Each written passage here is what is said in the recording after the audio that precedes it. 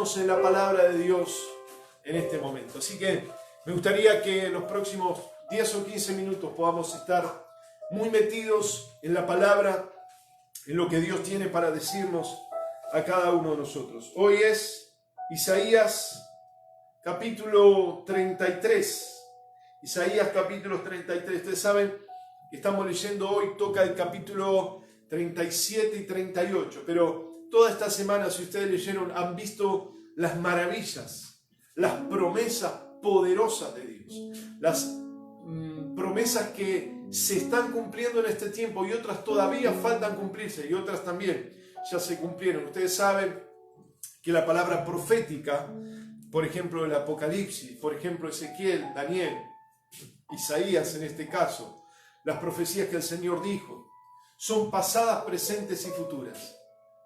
Pasadas porque corresponden al tiempo bíblico, al tiempo del cumplimiento, cuando el profeta en su tiempo, en su era contemporánea, ellos predicaron y eran para sus tiempos, pero también para el presente, para hoy, para cada uno de nosotros, para los que en este día que estamos en directo y luego los que van a estar escuchando y seguramente siguiendo esta grabación en Facebook, van a recibir un mensaje actualizado porque la profecía es pasada, pero también es presente. Pero además de pasada y presente, la profecía es futura, que tiene que ver con el advenimiento de Cristo, que tiene que ver con la llegada del Señor y la vida que tendremos el día que nos vayamos con Él. Así que en ese sentido la profecía es pasada, presente y futura. Pero quiero que leamos en Isaías 33 dos versículos nada más. El versículo 15 y el versículo 16 dice, Isaías dijo: solo vivirá segura la gente que es honesta, que siempre dice la verdad, que no se enriquece a costa de los demás, la que no acepta regalos a cambio de hacer favores, la que no se presta a cometer ningún crimen, la que ni siquiera se fija en la maldad que otros cometen. Esa gente, escuchen bien, tendrá como refugio una fortaleza hecha de rocas. Siempre tendrán pan y jamás le faltará el agua. Esta es la promesa que Dios dejó aquí en Isaías y esta promesa es para cada uno de nosotros. Esta palabra es para cada uno de los que estamos hoy conectados a través del Facebook. Y seguramente tal vez estés mirando y viste cómo Dios te ha tocado. Aquí están mandando mensajes, algunas personas dicen: sentí en mi casa la presencia del Espíritu Santo. Realmente la presencia del Espíritu Santo se ha sentido, se ha vivido en esta mañana y se está viviendo en este momento por medio de la palabra. Pero la palabra es, en esta mañana, se llama ilesos del juicio. Hay una palabra aquí que dice: ¿quién se salvará del juicio de Dios? Bueno, en realidad del juicio de Dios no se salvará nadie. Lo que sí podemos salvarnos es de la condenación que podría llegar a haber en el juicio de Dios. De la condenación sí podemos salvarnos, pero del juicio no hay manera, porque todos pasaremos por el tribunal de Cristo algún día. Pero hoy quiero decirte que ¿por qué estamos hablando de un juicio? Porque hay un tiempo que se está acercando aceleradamente, donde se acerca cada vez más la llegada de ese juicio, de ese momento que tenemos que encontrarnos todos con Dios. Y hay dos acontecimientos que quiero que presten mucha atención, en el cual estoy enfatizando grandemente en este tiempo. Desde el comienzo de la pandemia lo he enfatizado poderosamente, si bien lo veníamos hablando hace por lo menos un año o más. Hay dos acontecimientos que nos hablan de la llegada de un juicio, dos acontecimientos que estamos viviendo todos nosotros aquí en esta tierra. El primer acontecimiento es el inminente, el próximo inmediatamente llegada del gobierno del anticristo. Ustedes saben que a esto se lo llama también gobierno global o el fin de las naciones-estado. Se termina la nación-estado. Es lo que están diciendo, lo que se está hablando. No lo están hablando religiosos, no lo están hablando necesariamente pastores, sacerdotes o líderes espirituales, líderes religiosos, sino los están hablando los políticos, los periodistas o politólogos o distintos personajes que están analizando la situación que se está viviendo en este momento. Hablan de un gobierno globalizado, del fin de las naciones-estado, lo que nosotros conocemos bíblicamente como el gobierno del anticristo. Esto es una verdad. Ahora, hay algunos organismos, hay algunas instituciones mundiales que están detrás de todo esto. Y cuidado, porque tienen la imagen o tienen la apariencia de ser organizaciones todopoderosas y no lo son. Organizaciones todopoderosas que no lo son, como por ejemplo la OMS, Organización Mundial de la Salud, o la ONU, Organización de las Naciones Unidas. A veces parece que cuando lo dice la ONU o cuando lo dice la OMS, se trata de una verdad tremenda, absoluta, pero está lleno de fallas y de errores. Simplemente están queriendo tomar poder y gobierno mundial. ¿Saben que el presidente de la OMS se llama Tedros Adhanom y tiene otro apellido más difícil de lo que le estoy diciendo? Tedros. ¿Saben que es un etíope de origen y pensamiento marxista? No es médico, pero sí es político, que estuvo como político en el régimen dictatorial de Etíope. Ese es el presidente de la OMS desde el 17 hasta el 22, hasta el año 22. Este es el personaje que tiene un montón de denuncias, por ejemplo, violación de los derechos humanos, genocida de minorías, asesinato de manifestantes en contra del régimen allí en Etiopía, torturador de ciertos disidentes, y está en total acuerdo ahora con China, con Venezuela y con Cuba. Así que este personaje nefasto en principio es el presidente de la OMS. Esto no es cualquier cosa. Yo no me meto en política, pero sí los cristianos debemos analizar los tiempos. Debemos conocer los tiempos. En este momento el revuelo que hay con Estados Unidos porque Donald Trump le quitó el apoyo económico a la OMS, Organización Mundial de la Salud. ¿Por qué?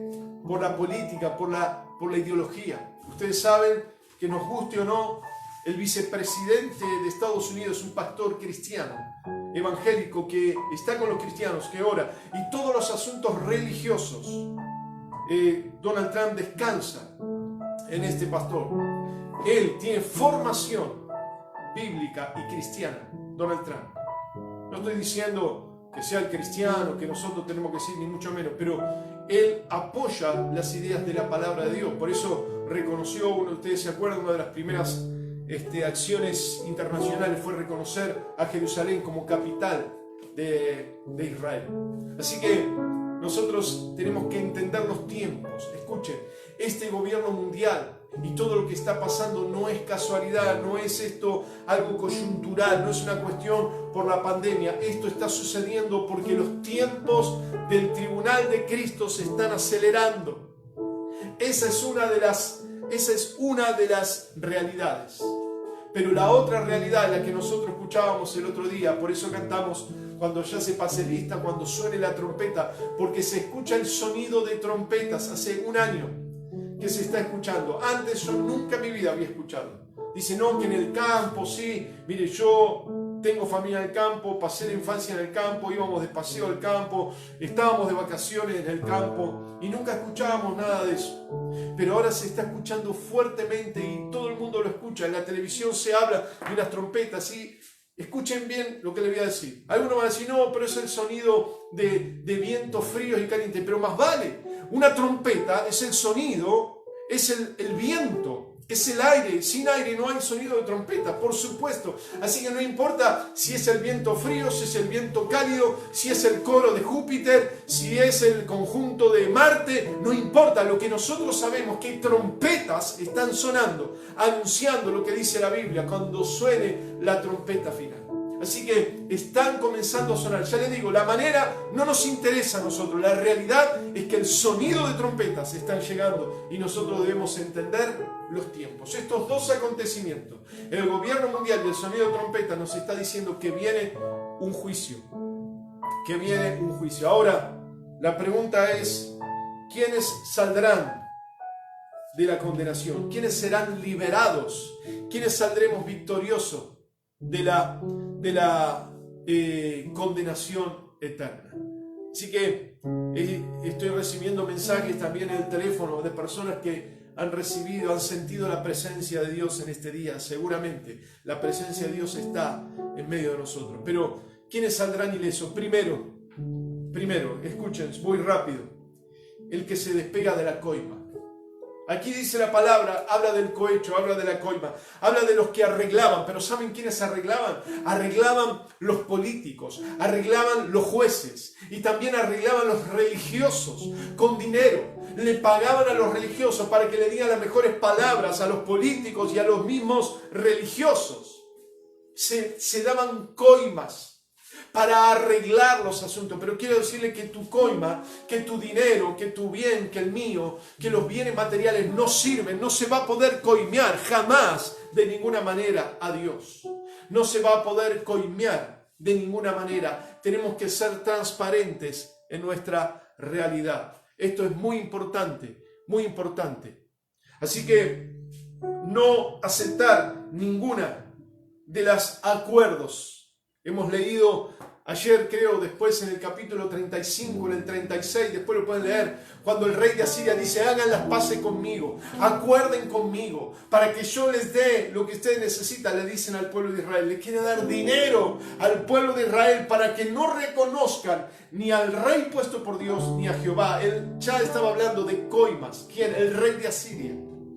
Y Dios dice, el rey decía, hagan las paces conmigo, y Dios dice, no arregles, no te entregues, no recibas coima, no recibas nada.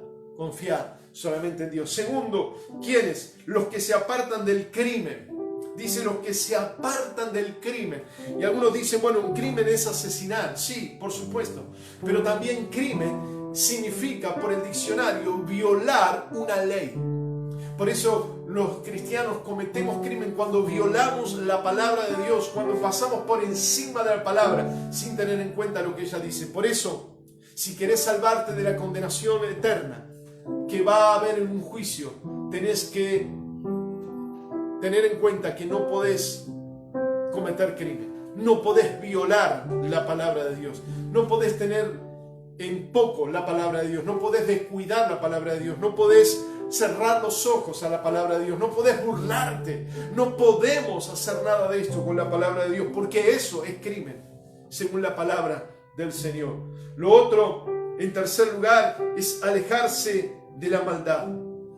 La maldad, ¿saben? En la definición y en las estadísticas, todo el mundo, o la mayoría, en su gran cantidad, un porcentaje altísimo, porque podemos hablar de muchas cosas que son maldad, podemos hablar de muchos males, pero el mal más grande que la gente reconoce es el egoísmo. Porque el egoísmo, por ejemplo, de muchas mujeres hoy llevan a abortar a los niños. Por el egoísmo se lleva a robar. Por el egoísmo se lleva a cometer cualquier cantidad de males. Porque las personas somos egoístas, porque pensamos en nosotros mismos. Cuando el Señor dice que el que quiera ganar su vida la perderá, pero el que la pierda por causa de la palabra de Dios la ganará. Por eso, en tercer lugar, debemos apartarnos de la maldad. Dijimos de la coima, del crimen, de la maldad. Cuarto, practicar la honestidad. Dice, la rectitud de comportamiento es la honestidad. Es respetar al otro. Es enaltecer o reconocer, valorar, aplaudir los méritos de otro. Eso es ser honesto. No ser deshonesto. El fanatismo va en contra de la honestidad. El honesto es mostrar las cosas como son, ser transparentes. Honestidad acompaña a lo que sería la integridad de las personas. Una persona deshonesta, ¿saben cómo se define en el diccionario? Se definen como una persona hipócrita. Y en el diccionario la palabra honestidad, el antónimo, uno de los antónimos, es decir, lo contrario a la honestidad, se define en un diccionario español como fariseísmo. Fíjense qué interesante. Falta de honestidad. Es cuando nosotros hacemos las cosas por las apariencias. Es cuando nosotros hacemos las cosas simplemente para mostrar una imagen, en el cual lo que nosotros debemos hacer es ser honestos. Yo lo único que puedo decirle hoy que yo quiero es la presencia de Dios en mi vida y en nuestras vidas. Eso es la honestidad, la presencia de Dios con nosotros. La presencia de Dios en mi corazón, que se manifieste en mi vida y en la vida de cada uno de los que estamos. Eso es lo que yo deseo, la vida de todos nosotros, que haya honestidad. Y número 5, hablar verdad. Repito, despegarnos de la coima, apartarnos del crimen, alejarnos de la maldad, ser honestos, esto es importante. Y quinto, hablar la verdad. Y esto es fundamental.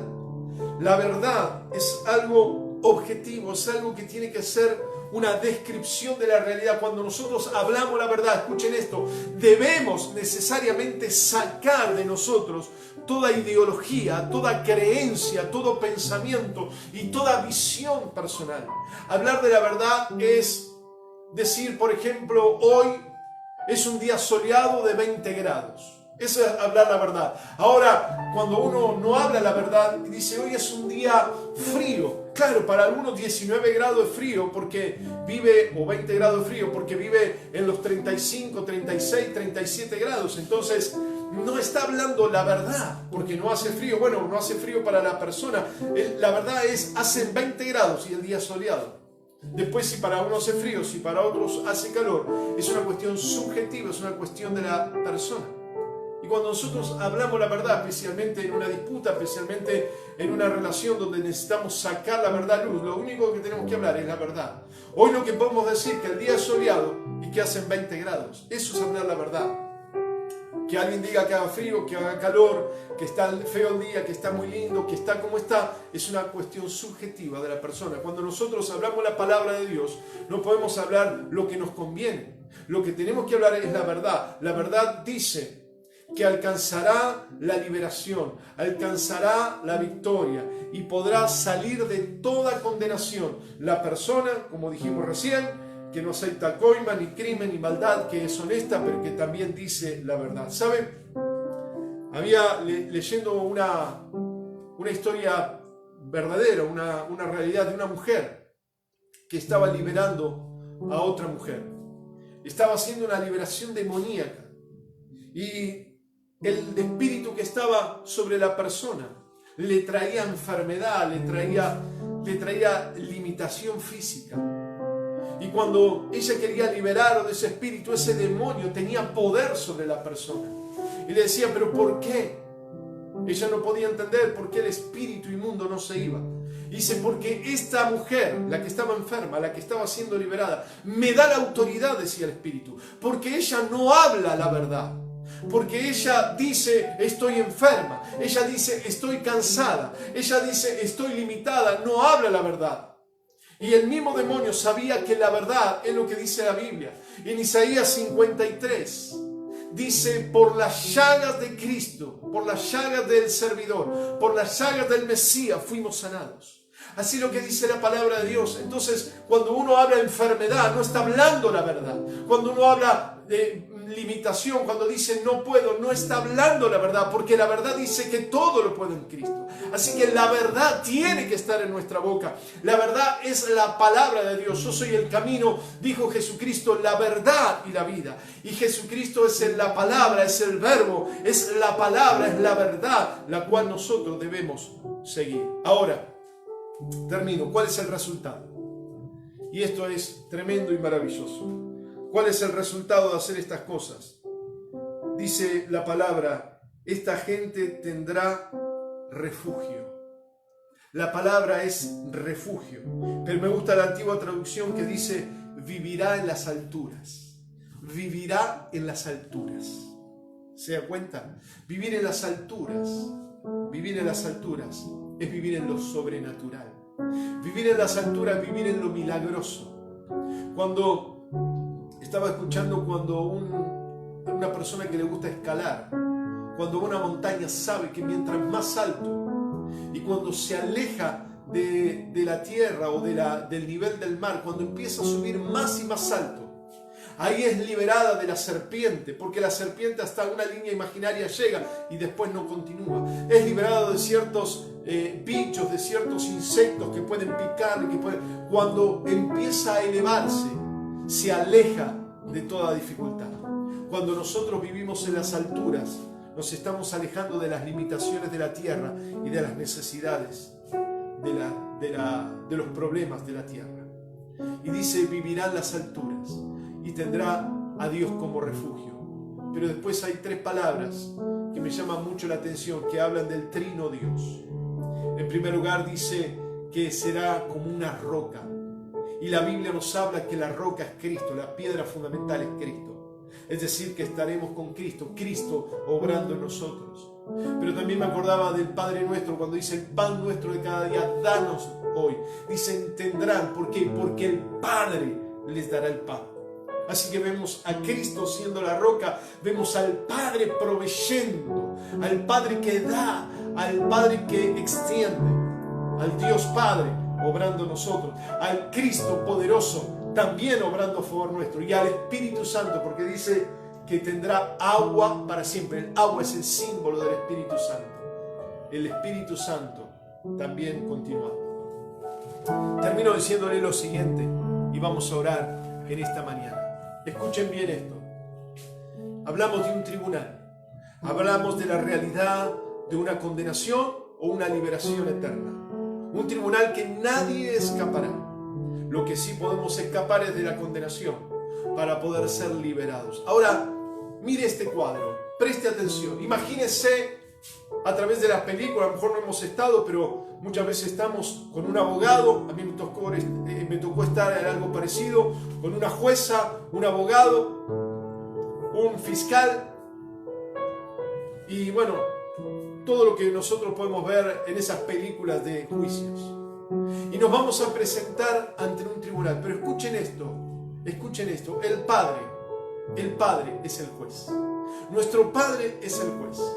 Imagínense que cualquiera de nosotros tenemos que enfrentar un juicio y resulta que sortean el tribunal, y cuando dan el número del tribunal resulta que ese número trabaja nuestro papá, nuestro padre trabaja, mi papá o tu papá trabaja justo en ese tribunal como juez.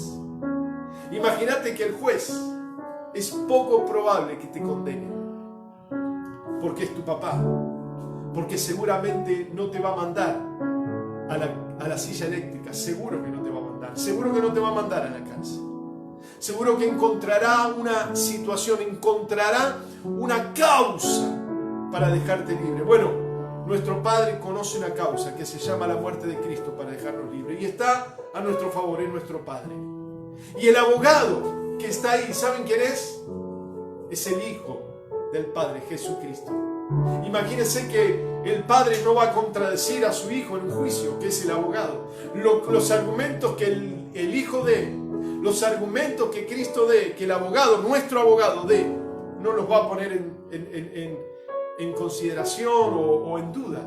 El Padre va a aceptar el trabajo de su Hijo. Y el Espíritu Santo, ¿saben quién es? El Espíritu Santo es nuestro terapeuta. Porque además de una legalidad que hay en el juicio con el Padre y con el Hijo, también nosotros tenemos situaciones que vivimos por dentro, y el Espíritu Santo es el terapeuta que está al lado nuestro, diciendo: quédate tranquilo, todo va a salir bien, relájate, respira hondo, esto está todo bajo control. ¿Por qué? Porque ese Espíritu Santo que está al lado nuestro es el mismo Espíritu del Padre y es el mismo Espíritu del Hijo, y es el Espíritu que está con nosotros todos los días. Así que quiero decirte que este juicio está ganado. Este juicio está ganado a nuestro favor por causa de la palabra de Dios. Así que tranquilos, si estamos en Cristo, estamos libres de condenación. Ahora es importante que te aferres a Cristo en esta mañana. Vamos a orar. Vamos a cerrar nuestros ojos y vamos a buscar la presencia de Dios. Como recién muchos ponen, la presencia de Dios estuvo y está en esta mañana en nuestras vidas y en nuestros corazones. Espíritu Santo, gracias, porque te hemos pedido que vengas y has venido a hablarnos, a bendecirnos, a guiarnos, a ayudarnos. Has venido a compartir con nosotros. Te damos muchas gracias. Yo te ruego, Señor, que tú saques este juicio adelante a favor nuestro, donde tengamos la absolución total y que sean condenados nuestro enemigo, Satanás, y todas sus huestes de maldad. Señor, caigan los enemigos delante de ti y podamos ser bendecidos y podamos ser prosperados. Te lo pedimos en el nombre de Cristo Jesús. Amén y amén.